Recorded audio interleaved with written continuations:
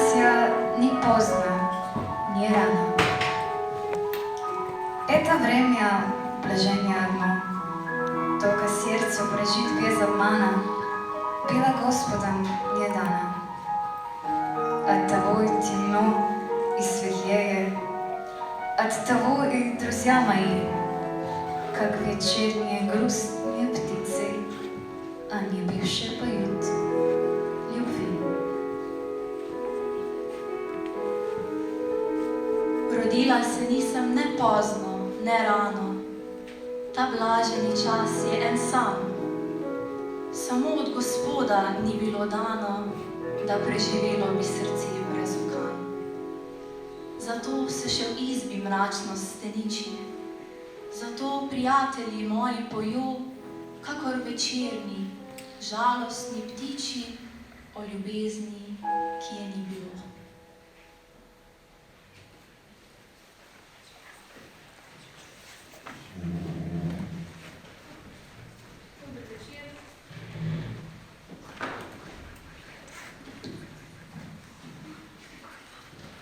En lep dober večer vsem, ki ste prišli danes na našo literarno čajanko.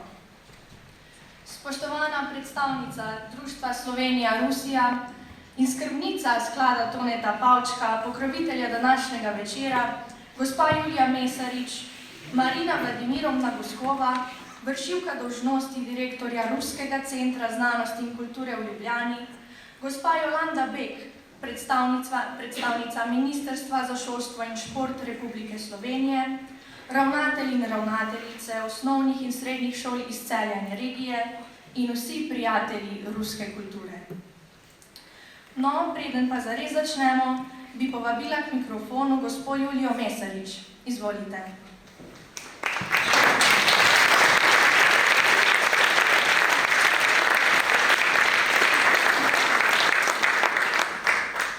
Pozdravljeni, prav lepo videti polno dvorano, spet do zadnjega kotička. Lepo pozdravljeni v imenu Društva Slovenija-Rusija, ki že vrsto let vodi sklad Toneta Pavčka. V tem skladu več kot 10 let podpiramo projekte z področja ruske kulture in ruskega jezika. Vsako leto sklad podpre okrog 20 projektov, med katerimi sta dva tudi z celjskega področja, torej iz Celja.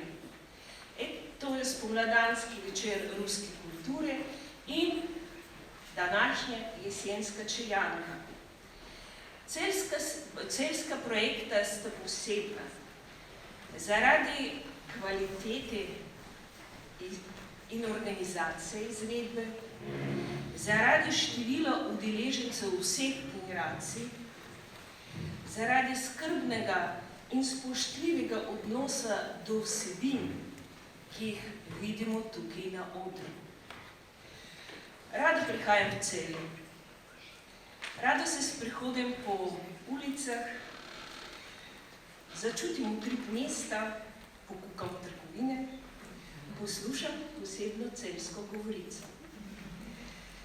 Bila sem že na 3 čajankah. Tukaj začutim posebno vzdušje, pozitivno povezanost, energijo, ki ostaja v srcu tudi takrat, ko utihne aplavz in ugasne luč. Dogodki, ki se odvijajo v Celju, zame so prav posebni, ker jih pripravljajo posebni ljudje, ki delajo z ljubeznijo in odgovornostjo, za kar sem vsem organizatorjem iz srca zelo hvaležna. Danes nas čaka, sem prepričana, tudi še eden posebni večer. In bi želela zaključiti ta uvodni del z besedami Анны Ахматовой. И мы сохраним тебя, русская речь, великое русское слово, свободным и чистым тебя понесем, и внукам дадим, и от плена спасем навеки. Uživajte, najljepša hvala.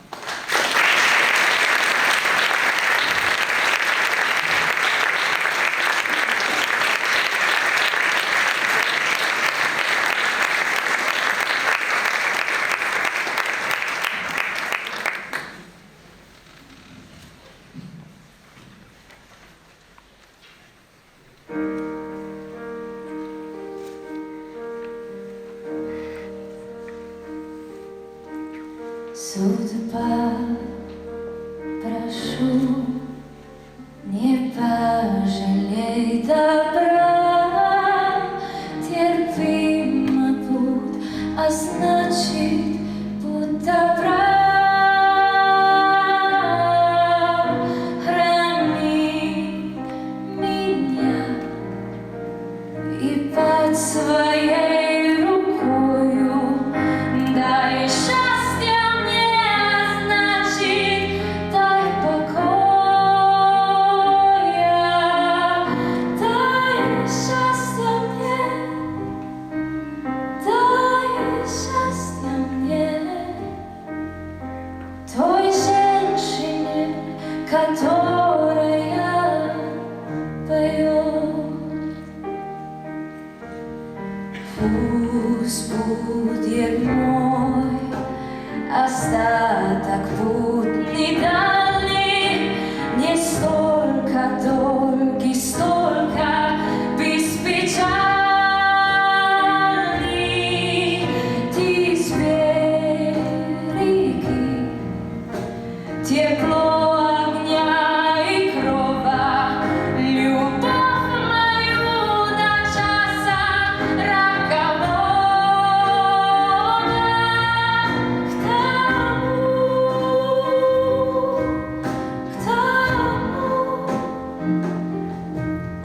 К тому, кто сожалению не поет.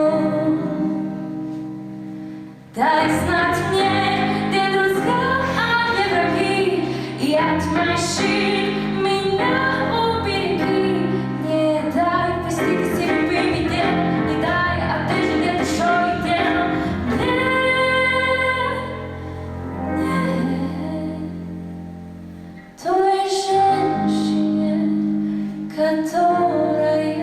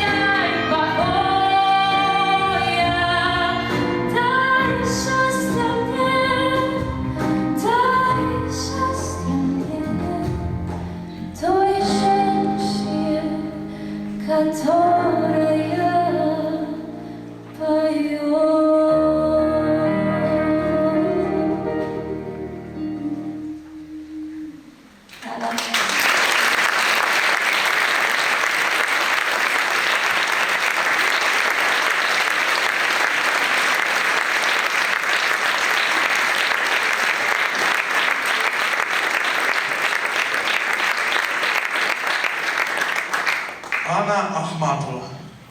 Oprosti, kaj si rekel? Nič, samo tole sem ti hotel pokazati. Poglej, tukaj nekaj piše o Ani Ahmatovi. Ob 130. obletnici rojstva velike karizmatične ruske pesnice, pisateljice, literarne kritičarke, prevajalke. Vse poznam. Nenavadna ženska, pa tudi lepa po svoje. Ana Andrejevna Ahmatova. Ampak rojena Gorenko. Kot bi bilo že s priimkom zibelko položeno, da bo doživela toliko gorja. Pa še res je. Poglej, tukaj piše, da se je leta 1889 rodila v družini monarhiškega častnika v Odesi, v takratnem ruskem imperiju. Psevdonim Ahmatova pa je prevzela šele leta 1910. No, za njo bi se pa res dalo reči, kot je tukaj zapisano, da si z jekleno močjo poezije o ljubezni, trpljenju, Rusiji in sanjah o novem svetu prislužila mesto na prestolu najboljših književnikov, pa čeprav so tam prevladovali moški. Zanimivo je, da Ahmatova nikoli ni marala, da so jo imenovali pesnica. Zagovarjala je, da je poet, da torej ni pomemben njen spol, temveč veličina njenega dela. Njem je res odsevala njena osebnost, vihravost, številne romance, neverjetna moč njenega duha in izjemno trden značaj. Pa saj zato je tudi preživela najhujša leta političnih pritiskov, izgubo moža, aretacijo sina. Ja, in prepoved izdajanja svojih pesmi. Kaj bi jo lahko prizadelo še huje?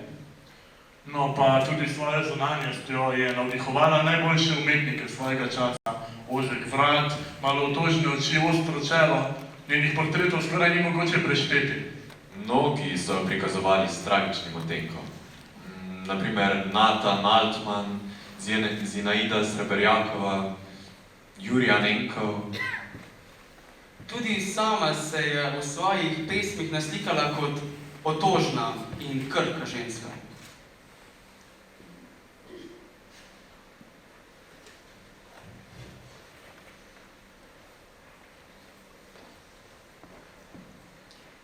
Сжала руки под темной вуалью.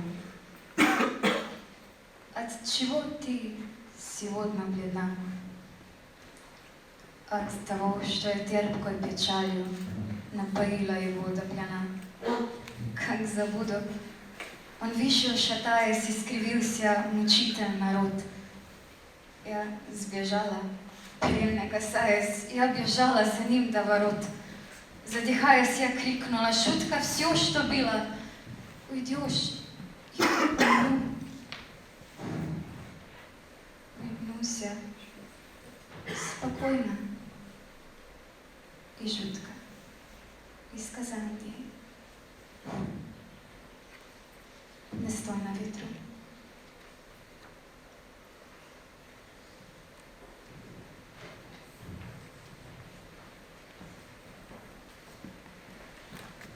Ты письмо мое мили, ником кай, до конца его, друг, прочти. Надоело мне быть незнакомкой, быть чужой на твоем пути.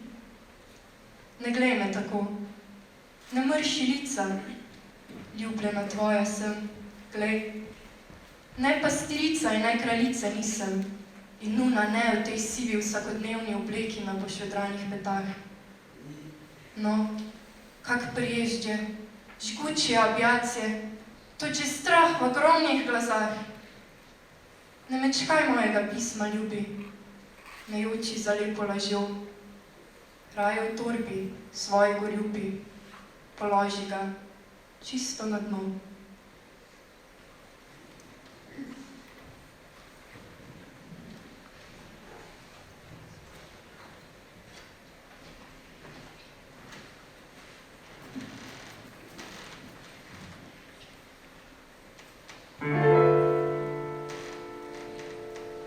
Черную и порочную разлуку я несу с тобой наравне. Что ты плачешь, да мне лучше руку, обещай опять прийти во сне. Не с тобой, как есть горой, не с тобой на свете встречи нет. Только б ты полночной порою через звезды мне прислал привет. Ангел, ангел, ангел, хранивший меня, вознесся в лучах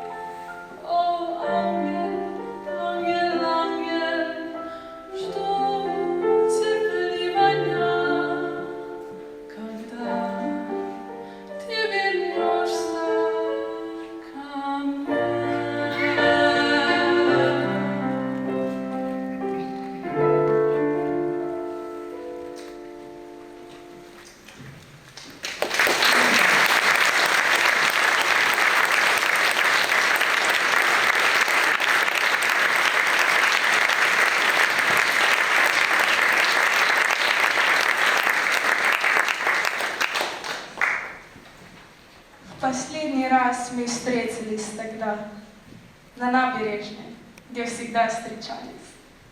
Была в Неве высокая вода, и наводнения в городе боялись. Он говорил о лете и о том, что быть поэтом женщины нелепость. Как я запомнила высокий царский дом и Петропавловскую крепость. Затем, что воздух был совсем не наш, а как подарок Божий, так чудесен. И в этот час была мне отдана последняя из всех безумных песен.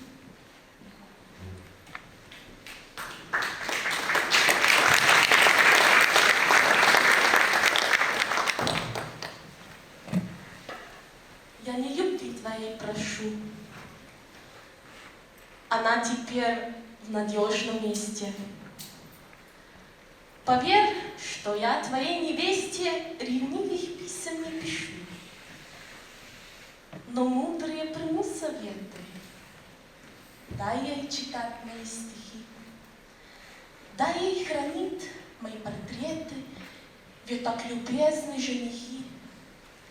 А этим дурочкам нужней сознание полной победы, чем дружбы светлые беседы и память первых нежных дней.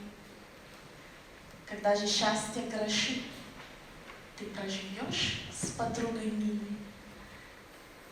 И для просвещенной души все сразу станет так постыло.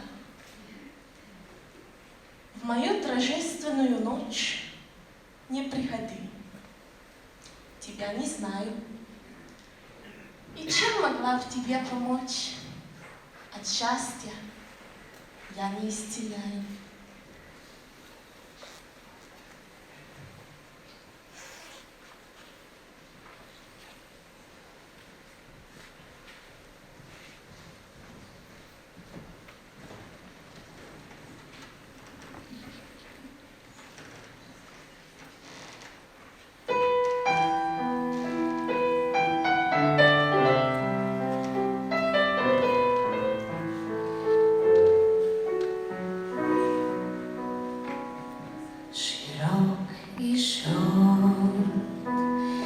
Вечерний свет,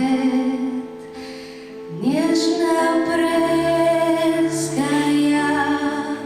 прохлада, ты опоздал на много лет, но все-таки тебе я рада.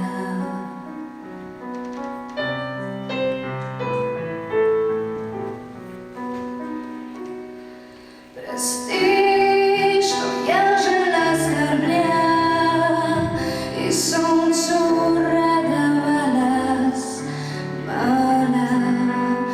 Прости, прости, что за тебя я слишком многих принимала.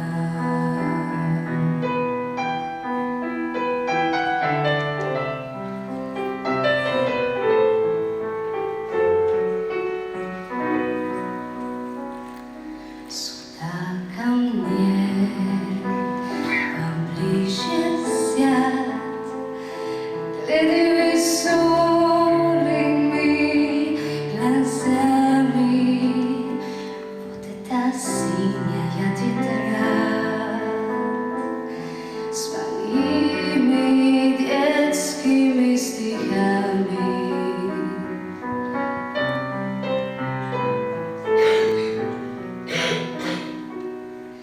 Прости, что я жила скорбя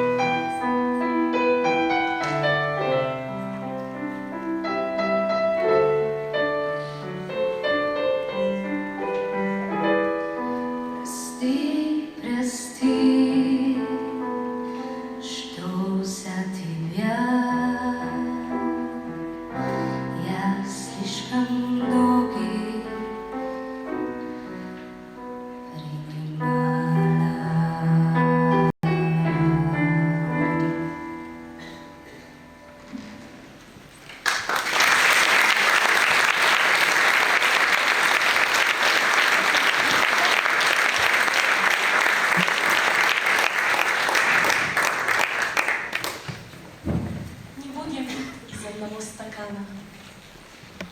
Ни воду мы, ни сладкое вино. Не поцелуемся мы утром рано, а вечером не поглядим в окно. Ты дышишь солнцем, я дышу луною, но живы мы любовью одною. Не бувай зеленого козарца пила, не вина сладкого и не води. Не бува се зарано полюбила, se zastrmela v oknu ob koncu dni. Ti si kot sonce, luna si o meni, a vendar živa sva v ljubezni eni. Prijatelj zvesti z mano vselej, s teboj vesela tvoja je družica, a jasen mi tvoj strah je slej ko prej in da sem v stiski tvoja je krivica. Med nama bežnih srečanj je vse manj, tako vsak brani svojo usodo v dan. Tvoj glas se v moje pesmi vpleta in v tvojih pesmih čuti je moj dah. O jest костер, которого не смеет коснуться ни забвение, ни страх. И если б знал ты, как мне сейчас любы твои сухие розовые губы.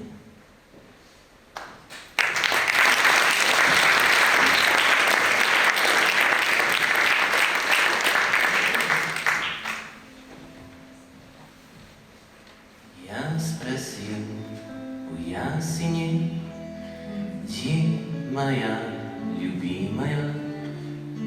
Ясней не ответил мне, качая головой. Я спросил у тополя, где моя любимая? Тополь забросал меня осеннюю листвой. Я спросил у месяца, где моя любимая? Месяц скрылся в облаке, не ответил мне.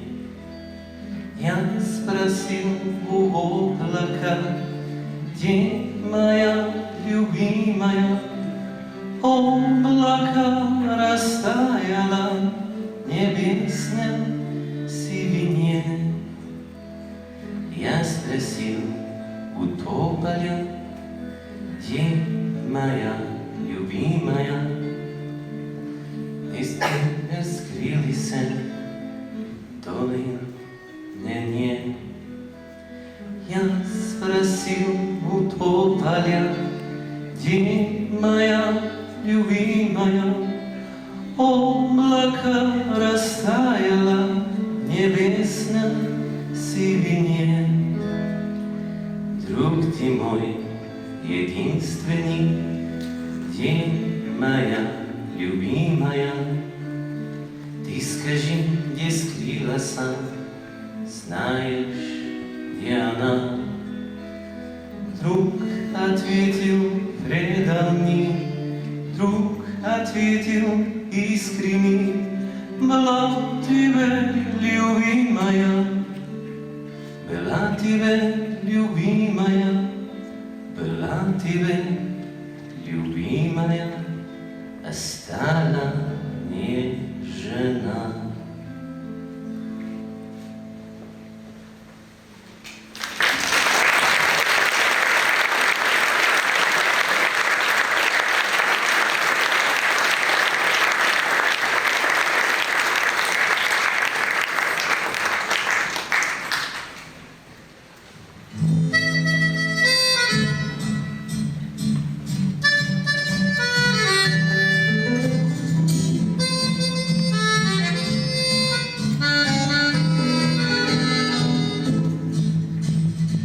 Звенела музыка в саду таким невыразимым горем, свежо и остро пахли морем на блюде устрицы во льду. Он мне сказал: я верный друг, и моего коснулся платье, как и не похоже на объятие, прикосновение этих рук. Так гладит кошек или птиц, так на наездниц смотрит стройно, лишь смех в глазах его спокойно под легким золотом ресниц. Он мне сказал: я верный друг, и моего коснуться платье, как и не похоже на объятие, прикосновение этих рук. О скорбных скрипах голоса поют за стелящимся дымом, благослови же небеса, первый раз одна с любимым. Он мне сказал: я верный друг, и моего коснуться платье, как и не похоже на объятие, прикосновение этих рук.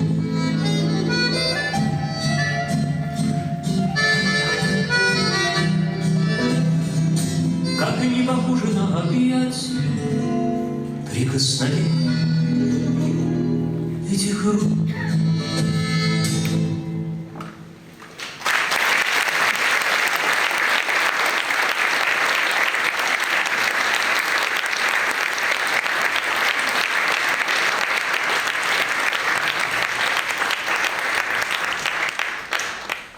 Тебе покорная, ты сошел с ума.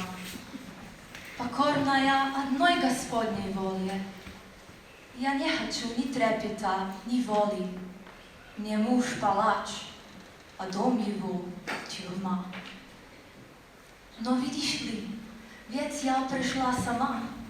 Декабрь рождался, ветры вели в поли. И было так светло в твоей неволе, а за окошком сторожила тьма. Так птица, а прозрачное стекло всем телом бьется в зимнее ненастье, и кровь пятнает белое крыло. Теперь во мне спокойствие и счастье. Прощай, мой тихий, ты мне вечно мил за то, что в дом свой страницу пустил.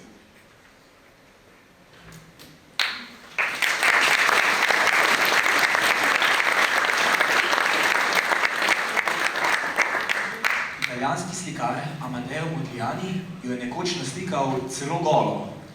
Ana je sicer zatrjevala, da sta samo prijatelja, a glasovi v njuni romanci so bili precej glasni.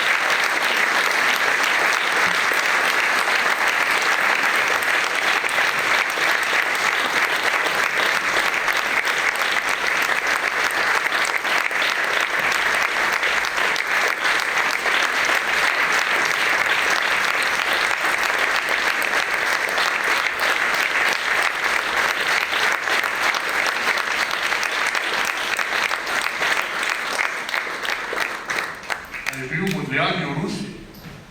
Ne vem, mogoče je bil kdaj, ampak zame sta se spoznala, ko sta bila Ana in njen mož, pesnik Nikolaj Gumiljov, na poročnem potovanju v Parizu. Takrat sta se menda precej sprehajala.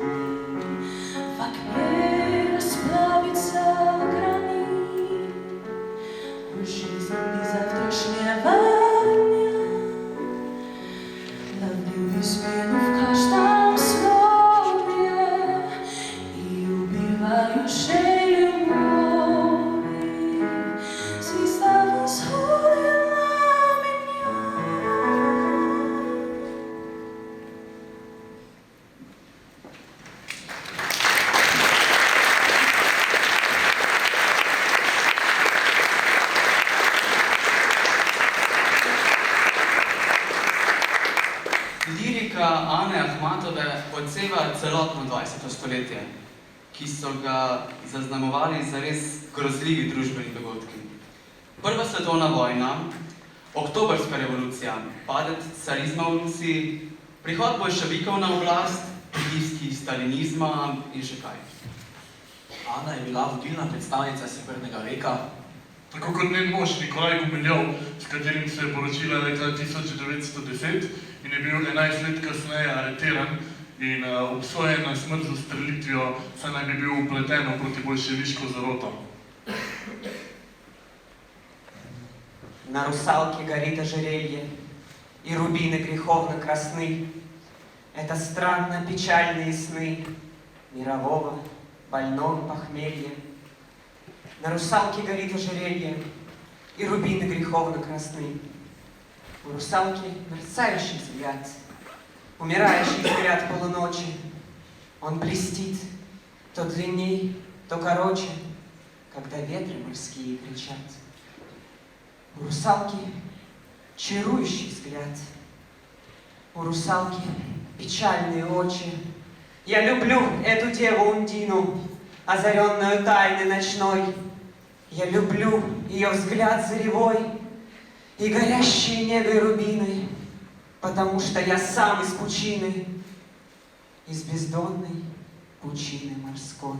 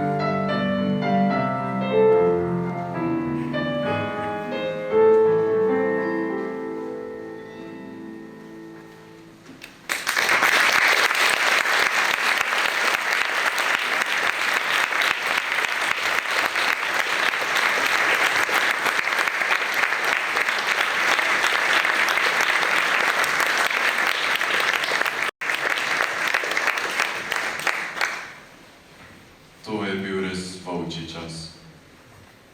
Tudi njun sin, Leo Gumiljov, ugleden zgodovinar, je bil žrtev Stalinovega terorja. Očitali so mu namreč protirevolucionarno agitacijo in ga poslali v Gulag. Pred odhodom v izgnanstvo je Ana vsak dan stala v množici žensk, ki so se poleti v vročini, pozimi pa v ledenem mrazu zbirale pred zabori, kjer so bili njihovi možje in sinovi, v upanju, da bi izvedela, kaj v njihovi usodi. Anin rekviem je tako postal nekakšna žalna himna teh žensk, ki niso obupale. Ni pa to edina Anina pesem s to tematiko, saj se je Ahmatova ves čas borila proti stalinističnemu terorju. Med blokado današnjega Sankt Peterburga, tedaj Leningrada, se Ahmatova ni umaknila iz mesta na varno, ampak je dolgo ostala v okupiranem mestu in pomagala šivati vreče za pesek, s katerimi so ščitili zaklonišča. Mesto je zapustila med zadnjimi in se nato umaknila v Taškent. Po radiju naj bi brala svoje pesmi in s tem dvigovala moralo someščanom. Rodna zemlja. Ne nosimo na prsih je kot talisman, o njej ne pesnimo med jokom glasnim. Ne dreza v rane naših grenkih sanj in tudi raj obljubljeni za nas ni. Родная земля. Не делаем ее в душе своей предметом купли и продажи, хворая, бедствуя, не мёдствуя на ней, о ней не вспоминаем даже. Да, для нас это грязь на калошах, да, для нас это хруст на зубах. И мы мелем, и месим, и крушим. Тут ни в чем не замешанный прах. A vanjo ležemo, postanemo z njo eno, zato preprosto naše ji rečemo.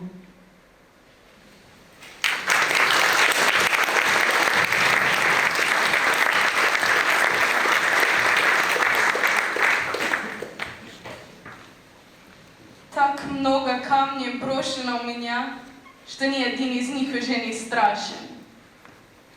Zmetali vame kamnov so preveč, da ni strašen niti eden novi. In grožnja je že postala stolp, bleščeč visoko se nad drugimi stolpovi. Graditeljem zahvalim iz srca, naj skrb in žalost njihova je njuje. Od tu poprej zagledam svit neba, tu zadnji sončni žarki se ratujejo. И часто в окна комнаты моей летают ветри северных морей и голубест из рук моих пшеницу.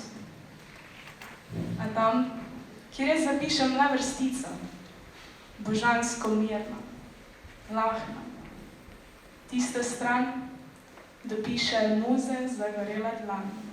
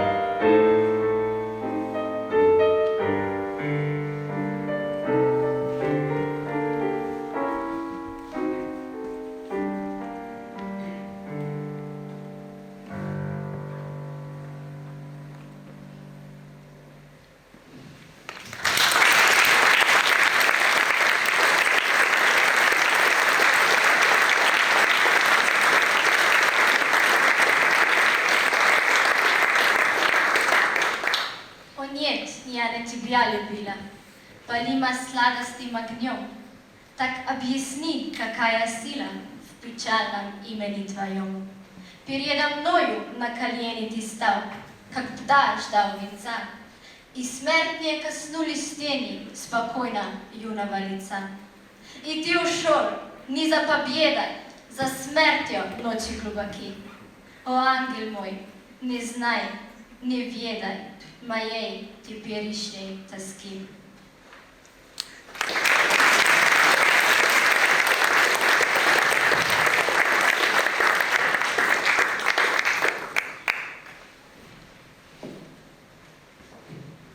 Последний тост.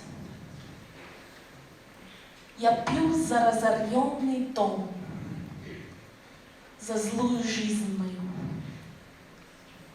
за одиночество вдвоем и за тебя я пью, за ложь меня предавших губ, за мертвый холод глаз, за то, что мир жесток и груб, за то, что Бог не спас. Последняя здравица. Пьем за дом свой раздарян, за житие свое зло, за то, да биваш удвое сам in zate čašo to. Za laž, izdajstvo tvojih ust, za mrtvih hlad oči, za to, da svet je grob in krut, da Bog nas rešil, ni.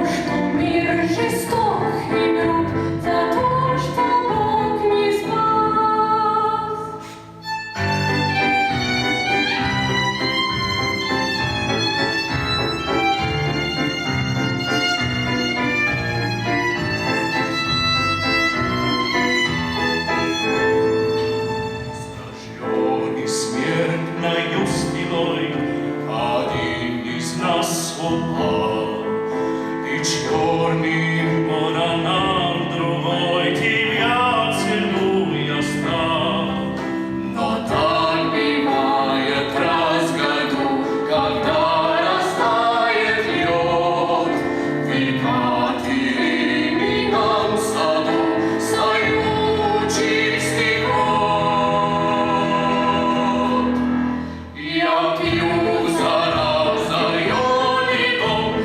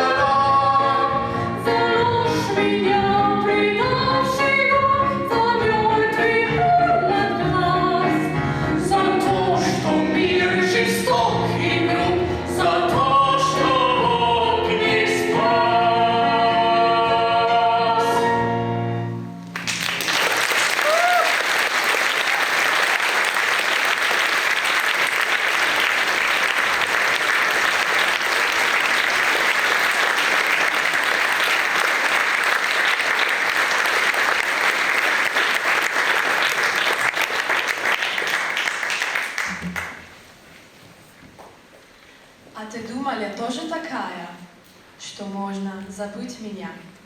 И что брошу, смоля и рыдая, под копыта гнедого коня?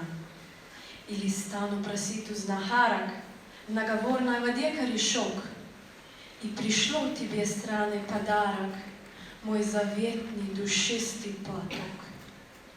Будь же проклят, ни стоном, ни взглядом окаянной души не коснусь, но клянусь тебе ангельским садом, чудотворной иконой клянусь. И ночей наших пламенным чадом я к тебе никогда не вернусь.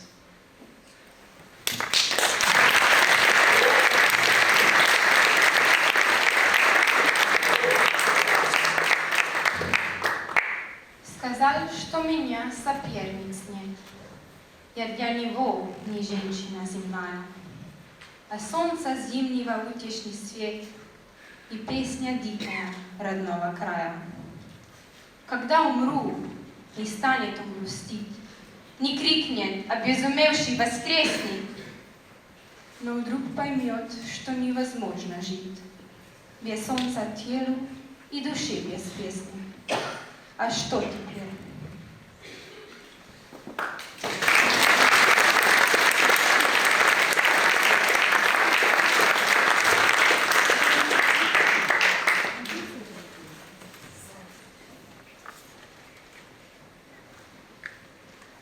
Ko noči čakam jo, da me obišče, življenje mi na nitki trepeta. Kaj čast, prostost, mladost z vsem bliščem, obljubi gosti, ki svedeli.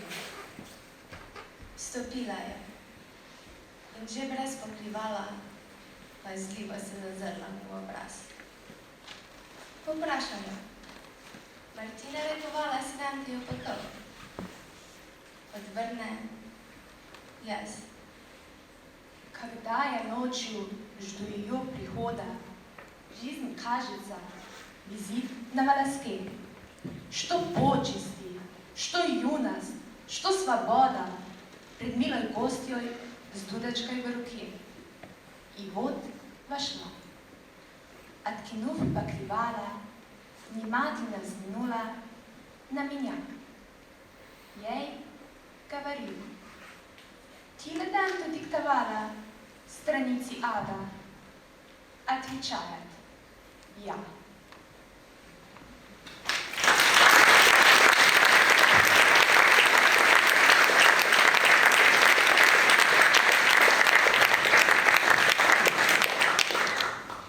Po drugi svetovni vojni poezija Ane Ahmatove ni bila všeč novi oblasti.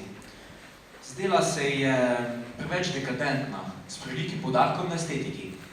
Označili so jo za prazno, brezidejno in ruskemu ljudstvu tujo.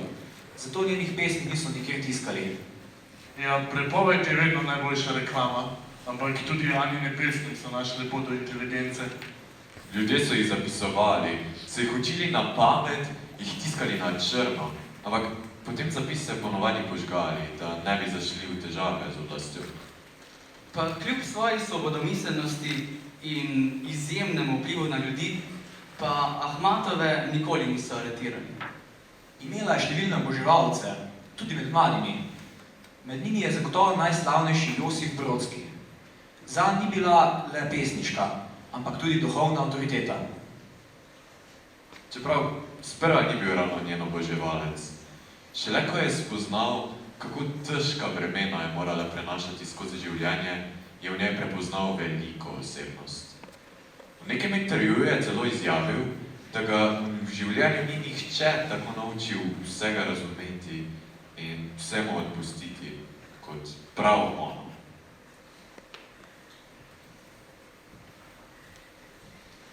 Все, касающееся Ахмат, это часть жизни.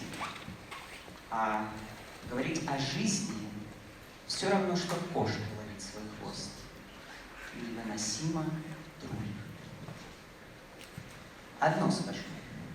Всякая встреча с Ахматом была для меня довольно-таки замечательным переживанием. Когда физически ощущаешь, что имеешь хочешь делать с человеком лучше, нежели ты. Гораздо лучше. С человеком, который одной интонацией своей тебя преображает. И Ахматова одним только тоном голоса и поворотом головы превращала вас в Homo sapiens. Такого со мной ни ранее, ни впоследствии не происходило. Может быть, еще и потому, что я тогда молодой был. Стадии развития не повторяются. В разговорах с Анной, просто питье с ней чая или, скажем, водки, ты быстрее становился христианином, человеком в христианском смысле этого слова, нежели ходя в церковь или читая соответствующие тексты. Роль поэта в обществе сводится в немалой степени именно к этому.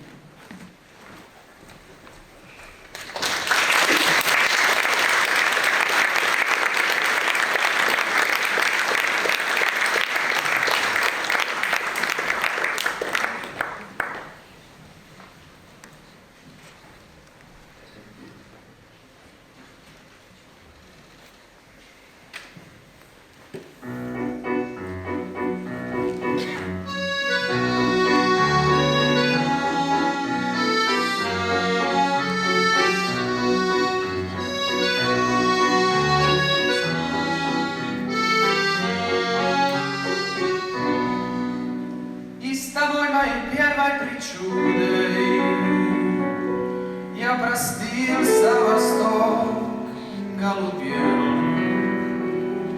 Просто молвила я, не забуду. Я не сразу поверил тебе. Возникают, стираются лица. Мир сегодня, а завтра далек. Отчего же на этой странице я когда-то загнул уголок?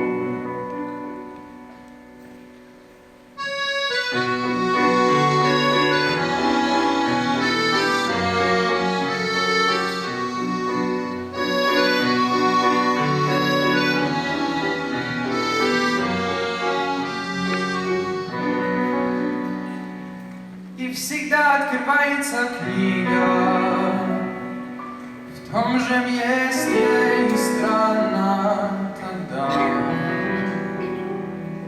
Все как будто с прошедшего мига не прошли невозвратно года. О, сказавший, что сердце из камня, знал, наверно, но из огня. Никогда не пойму, ты близка мне или только любила меня.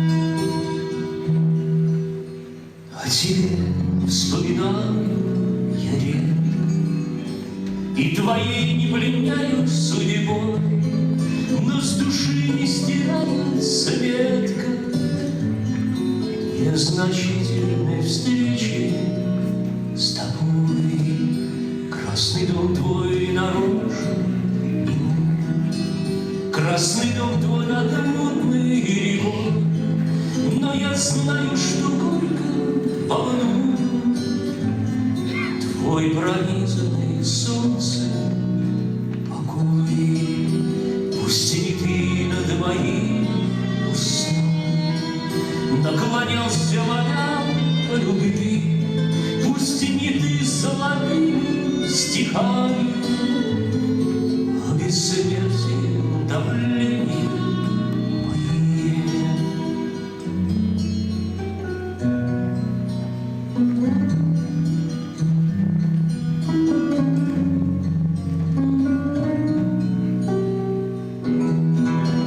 Я над будущим тайно колдую, если вечер совсем голубой, и предчувствую встречу вторую, неизбежную встречу с тобой.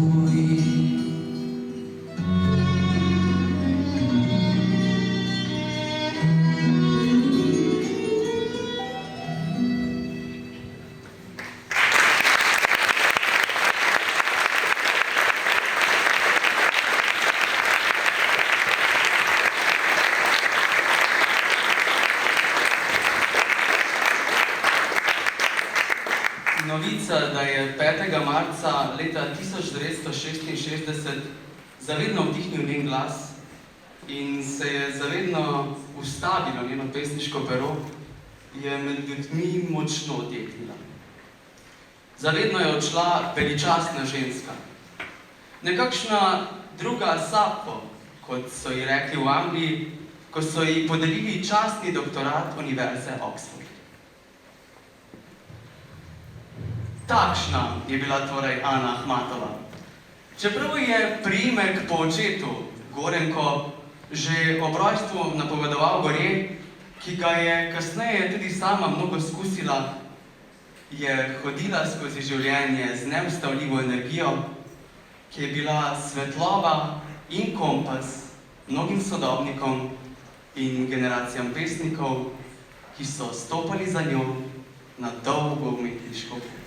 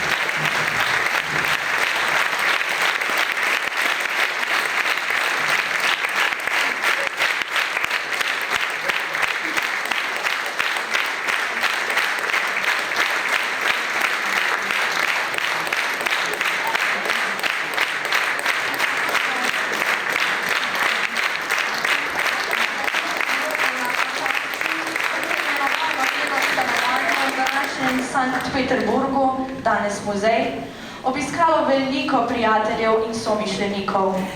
Zagotovo jim je postregla s čajem in kakšnimi slaščicami. Tudi mi smo jih pripravili danes za vas, ki ste nocoj prišli na našo literarno čajanko. Srednja šola za gostinstvo in turizem nam je gostoljubno odprla svoja vrata in nam ponudila pomoč pri pripravi. Poskusite, kaj je nastalo in ostanite še malo z nami na prijetnem klepetu.